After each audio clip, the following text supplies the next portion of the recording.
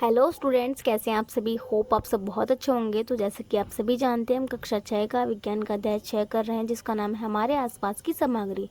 तो आज हम इस अध्याय का भाग 2 करने वाले हैं। भाग 1 हम अपनी पिछली वीडियो में कवर कर चुके हैं। अगर आपने वीडियो नहीं देखी है तो एक बार जाकर देख सकते हो, जिसके अंदर हमने ये सभी चीज़ें बहुत अच्छे से पढ़ी थी। तो आज हम शुरू करने वाले हैं यहाँ से, जो कि सामग्रियों के विभिन्न गुण क्या हैं। आइए हम सामग्रियों के कुछ और गुण जानें। सामग्रियों के स्वरूप का अवलोकन करें और पहचानें, यानी कि हमारे आसपास जो भी चीज़ें पाई जा रही हैं, किताब, पेंसिल, फ़ोन, रबड़, जो भी चीज़ें हमारे आसपास पाई जा रही हैं वो किसी न किसी तरीके के पदार्थ से या सामग्री से मिलकर बनी है।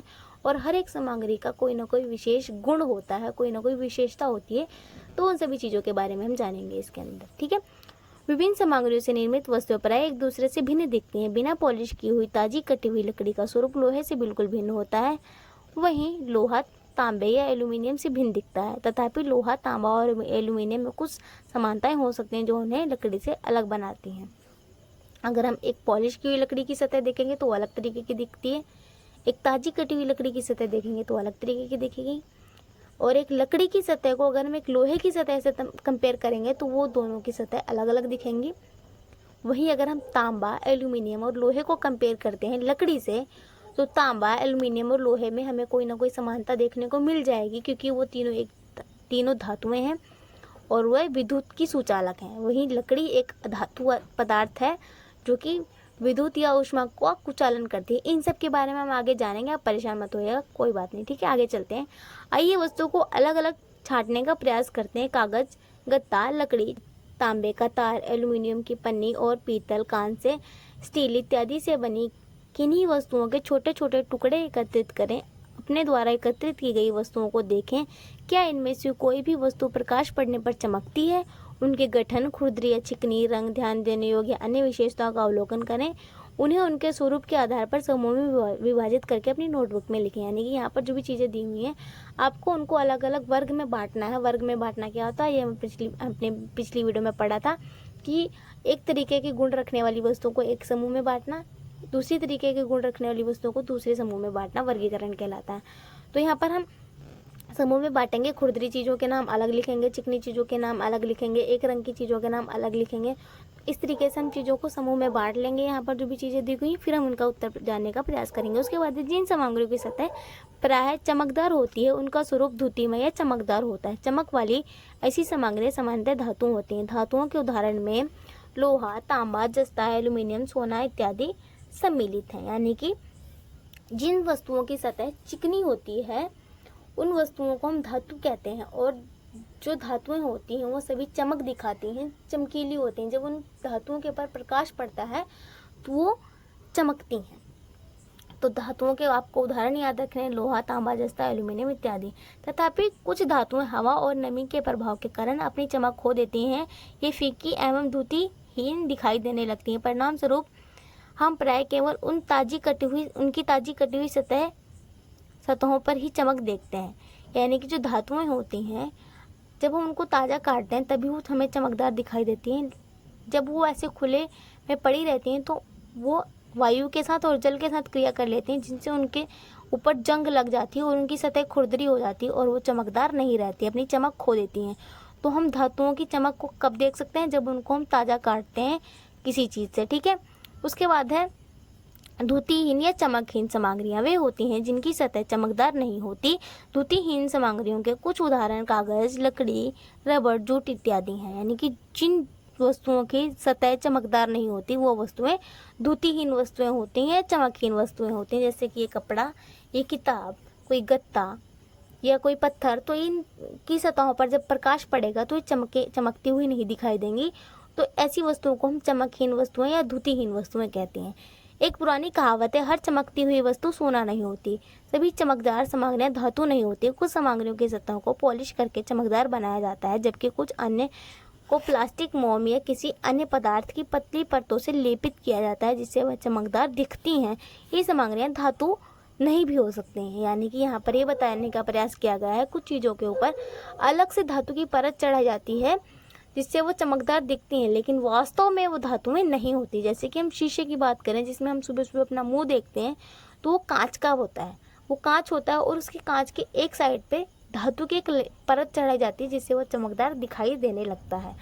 तो यहाँ पर यही बताने का प्रयास किया गया है, हर एक चीज़ धातु नहीं होती। कुछ चीज़ों पे जो अलग तरह के पदार्थ से मिलकर बनी है उनके ऊपर धातु की परत चढ़ाई जाती है। जैसे कि ये मतलब ऐसा हो सकता है ये किसी और चीज़ का बना हो और इसके ऊपर किसी न किसी धातु की परत चढ़ाई गई हो जिसकी वजह से ये चमकदार दिखाई दे रहा है। कौन सी सामग्रियाँ कठोर होती हैं? जब आप विभिन्न वस्तुओं को अपने हाथ से संपीड़ित करके दबाते हो तो पत्थर जैसी सामग्रियों को दबाना कठिन हो सकता है, जबकि कुछ अन्य सामग्रियाँ जैसे रबड़ को आसानी से दबाया जा सकता है। एक धातु की चाबी लें और उससे लकड़ी के टुकड़े, एल्यूमीनियम, पत्थर, कील, मोमबत्ती, चौक और किसी भी अन्य सामग्री से बनी वस्तु की सतह को खरोंचने का प्रयास करें। क्या सामग्रियाँ दूसरे की तुलना में अधिक आसानी से खरोंची जा सकती हैं?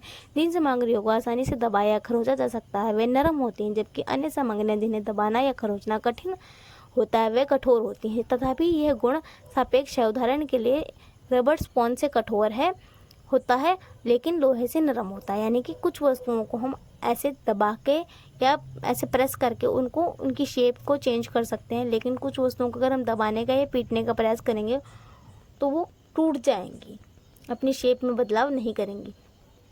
तो जो वस्तुएं अपनी आकार को आसानी से बदल लेती हैं तो वो नरम वस्तुएं होती हैं, जो नहीं बदलती वो कठोर वस्तुएं होती हैं।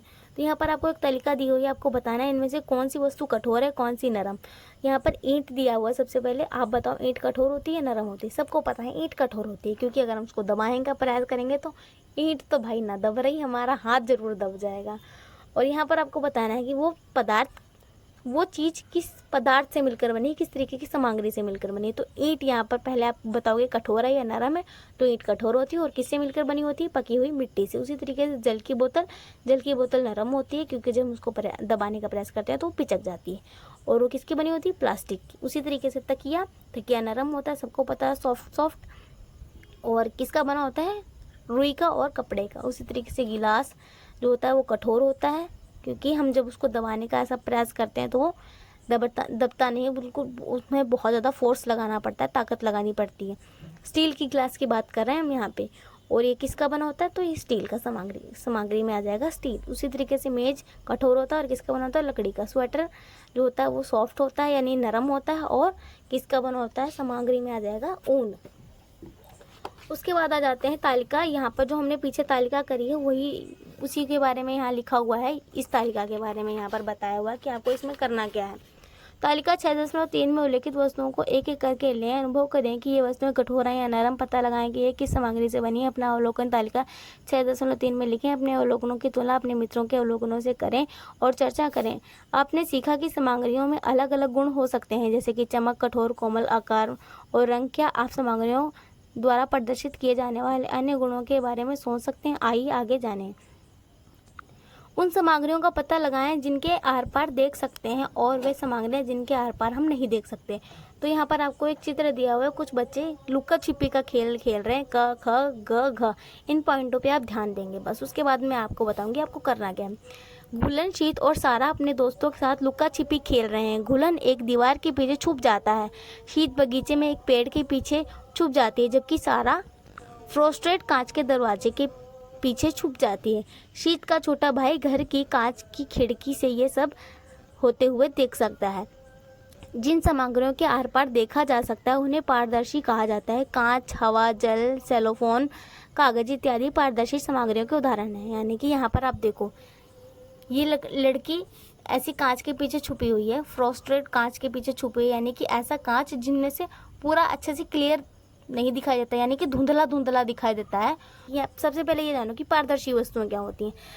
जिन सामग्रियों के आर पार देखा जा सकता है उन्हें पारदर्शी वस्तु कहते हैं, यानी कि ऐसी चीज़ें जिनके आर पार हम एक इस साइड से देखें तो हमें उस साइड की सारी चीज़ें दिखाई जाएं। जैसे कि इस घर की खिड़की, कांच वाली खिड़की के बाहर अगर हम देखने का प्रयास करेंगे तो हमें सभी चीज़ें दिखाई देंगी। तो ये कांच का शीशा क्या है? एक पारदर्शी वस्तु है। जैसे कि यहाँ पर उदाहरण आपको याद करना है, कांच, हवा, जल, सेलोफोन, कागज, ये सभी चीज़ें पारदर्शी वस्तु के उदाहरण है। उसके बाद है घुलन, शीत और सारा ने छिपने के लिए इन स्थानों को क्यों चुना होगा? ताकि वो छुप जाए। अगर लुक्का छिपी खेल रहे हैं तो ऑब्वियसली छुपने के लिए उन्होंने इन स्थानों को चुना होगा। आप सोचिए कि क्या ऐसा संभव है कि शीत का भाई घर की लकड़ी की बंद खिड़की से शीत और उनके मित्रों को देख सकता है? आप बताओ, देख सकता है? अगर ये खिड़की कांच की ना बनी होकर लकड़ी की बनी होती तो क्या बाहर की चीज़ें देख पाता? नहीं देख पाता। क्योंकि लकड़ी जो है वो अपारदर्शी वस्तु है। अधिकांश सामग्रियाँ ऐसी होती हैं जिनके आर पार आप देख नहीं पाते।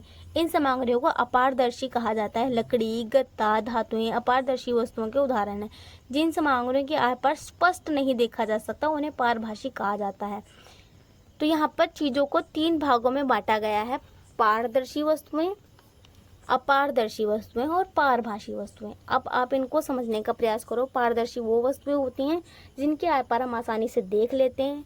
अपारदर्शी वो वस्तुएं होती हैं जिनके आर पार बिल्कुल भी नहीं देखा जा सकता। और पारभाषी वो वस्तुएं होती हैं जिनके आर पार देखा तो जा सकता है लेकिन पूरा क्लियर नहीं देखा जा सकता, पूरा साफ साफ नहीं दिखाई देता, धुंधला देखा जा सकता है। किसी वस्तु के आर पार हम जब धुंधला धुंधला चीज़ें देख पाते हैं तो उसको पारभाषी वस्तु कहते हैं। जैसे कि बटर पेपर और फ्रोस्टेड कांच या पारभाषी सामग्रियों के उदाहरण हैं। तो आपको उदाहरण याद रखने हैं पारदर्शी, पारभाषी और अपारदर्शी वस्तु के।